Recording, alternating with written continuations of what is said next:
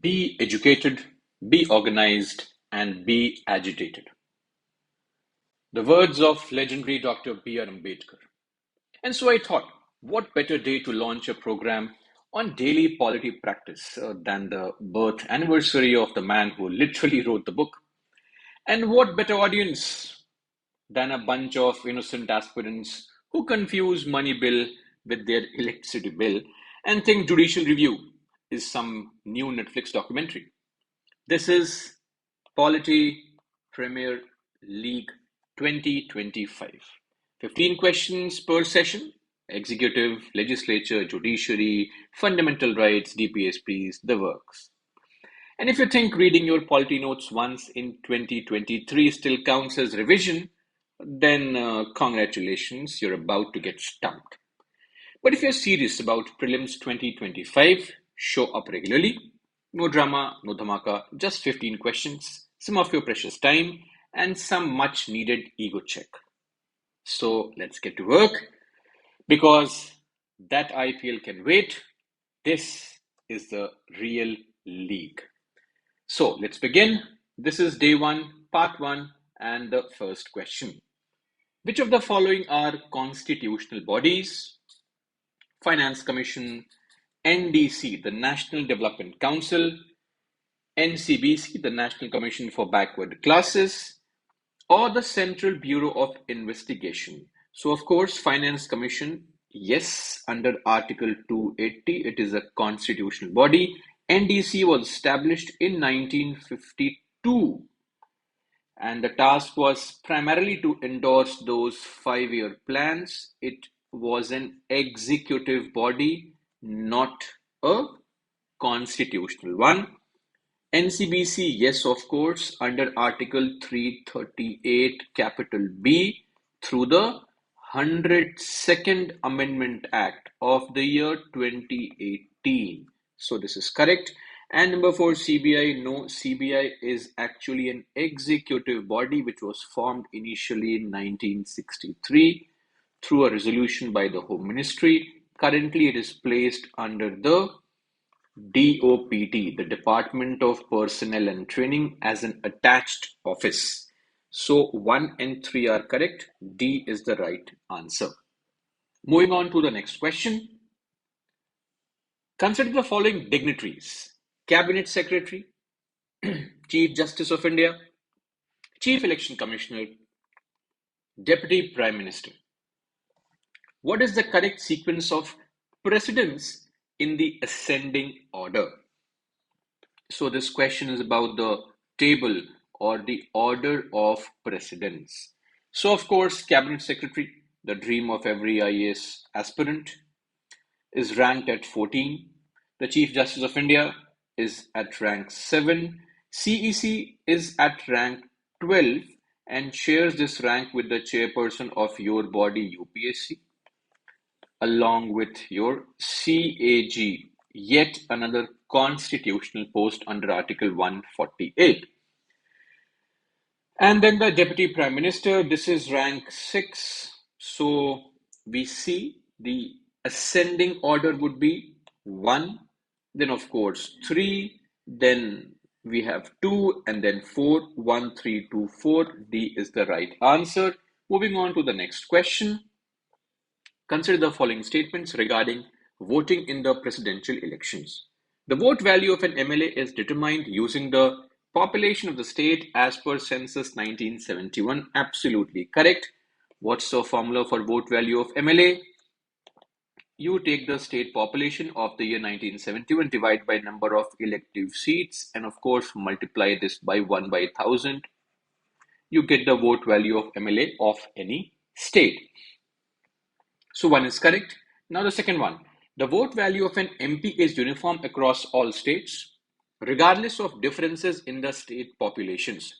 This is also correct. The vote value of an MP is uniform across all states. The number right now is 700.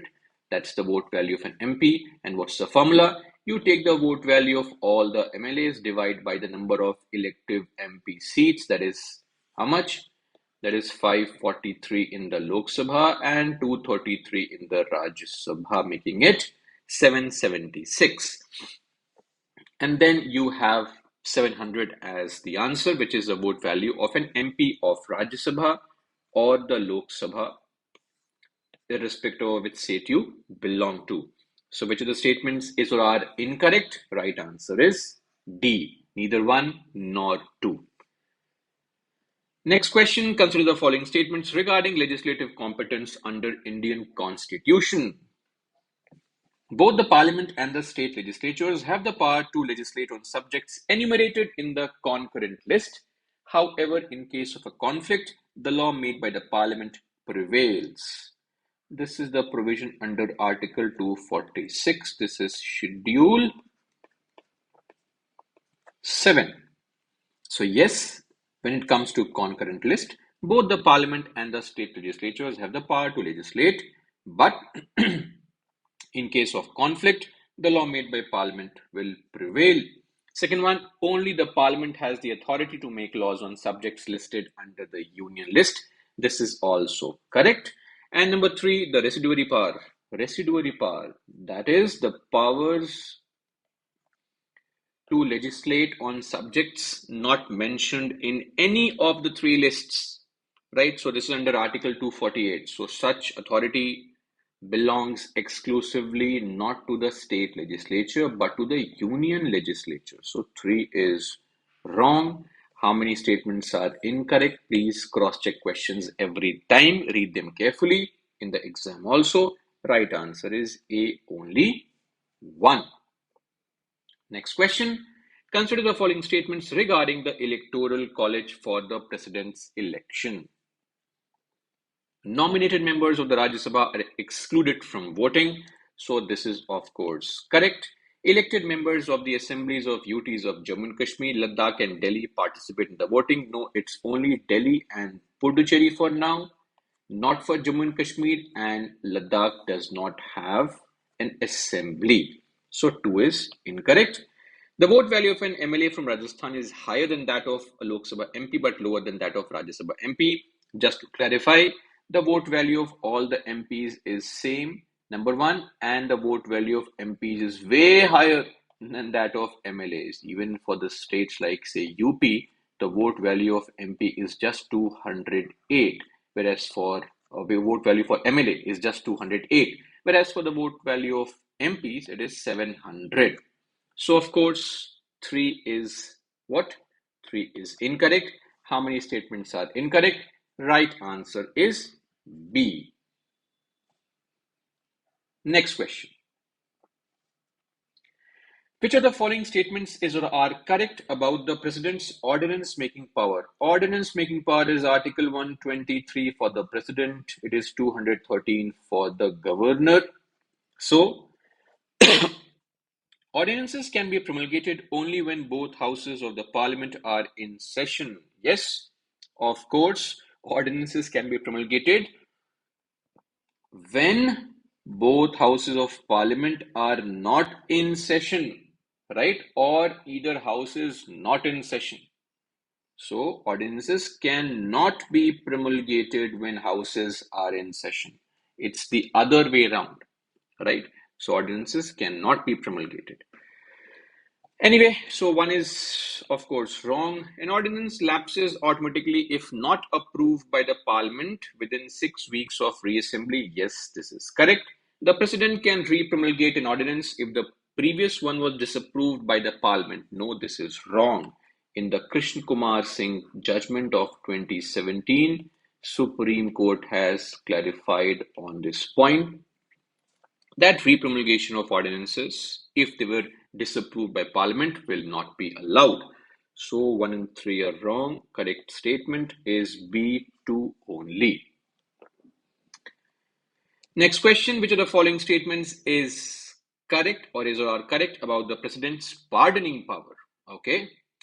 So the president can pardon a death sentence even if the case is pending before the Supreme Court. Now, of course, this makes no sense. The president's pardoning power is not some judicial power. It is just mercy. So only when the court has pronounced its verdict, your judicial journey is over, you can seek the mercy or the clemency of the president or the governor. So 1 is wrong. The second one, President's pardon is subject to judicial review if it violates constitutional principles. Absolutely correct. This was Supreme Court judgment once again in the very famous Maru Ram case of the year 1981. So one is wrong, two is right. Right answer is B2 only. We have to find the correct statement. Next question, which of the following statements about the president's financial powers is or are correct? The president can return a money bill passed by the parliament if it violates the constitution. The president has no authority to return a money bill. The procedures with respect to money bills are mentioned under Article 109. The contingency fund of India is operated by the president without parliamentary approval. The first part is actually correct. It is operated at least formally by the president, but parliamentary approval is required. It is just that the approval is required post expenditure, right? So 2 is wrong. The president's approval is mandatory for the withdrawal of funds from the CFI. Yes, approval is mandatory for the withdrawal of funds from CFI, but it's not the president's approval. It is the approval of the parliament. So 3 is also wrong. This means how many statements are correct? None of the above are correct. Moving on to the next question. With reference to Schedule 2, the salaries of which of the following dignitaries is mentioned? So Schedule 2 deals with the salaries. Schedule 3 deals with the oath. Please make sure to remember all these schedules. So Chairman of Rajya Sabha, yes, of course, the presiding officer's salaries are mentioned there. Chief Justice of India, yes, of course. Supreme Court, High Court judges, their salaries are mentioned there. And so is the salary of the CAG. How about the judges of subordinate courts? Of course not. Their salaries are not mentioned under Schedule 2. So 1, 2, and 3, that means B is the right answer. Moving on to the next question. Consider the following statements regarding the President of India's oath and resignation process. The President must take the oath of office as prescribed under Schedule. It is not Schedule 2. Firstly, it's Schedule 3. And secondly, the President's salary is not mentioned under Schedule 3. The President's oath, my bad, is not mentioned under Schedule 3. His oath is mentioned in a separate article, that is Article 60. The same goes for the oath of VP under Article 69 and the governors under Article 159. The oath of office for the President, Governor, and the VP, they are mentioned separately in certain articles and not Schedule 3. Anyway, 1 is wrong. The oath of office is administered by the VP is also wrong. The CJI administers the oath to the President of India. And number 3, the President may resign by tendering a written resignation letter addressed to the Speaker of the Lok Sabha. No, this is actually incorrect. So we actually have all 3 as incorrect. So the President will, of course, if he wants to, can resign. If she wants to, she can resign. But she has to submit the resignation to the Vice President, who must inform the Speaker at the earliest opportunity. So 1, 2, and 3 all are wrong. How many statements are correct? D, none of them is correct. Moving on to the next question. Consider the following statements regarding the Presidential Electoral College. The Electoral College includes elected members of both houses of the Parliament and all the state legislative assemblies. All of them, that's true, including all those UTs with legislatures. All the UTs with legislatures. So currently we have 3 UTs, Delhi, Puducherry, and Jammu and Kashmir, which have a functional legislature. However, it's only Delhi and Pondicherry whose members or whose MLAs take part in the or are a part of the electoral college. In case you want to add Jammu and Kashmir MLAs, we will have to modify Article 54, right? So 1 is wrong. Nominated members of the Rajya Sabha and the members of state legislative councils are not eligible to vote in the presidential election. Yes, this is absolutely correct. Number 3, voting in the presidential election is conducted through a secret ballot system to maintain anonymity. Yes, of course, it's a conscience vote. There is no concept of whip. and it's a secret ballot.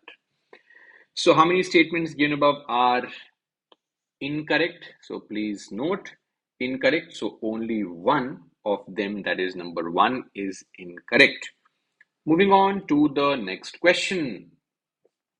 Consider the following statements regarding the vote value formula in the presidential election. The value of an MLA's vote is calculated using the 1971 census population of their respective state divided by the total number of elected MLAs. That's pretty correct so far. Multiplied by 100. Now this is wrong. This number should have been 1000.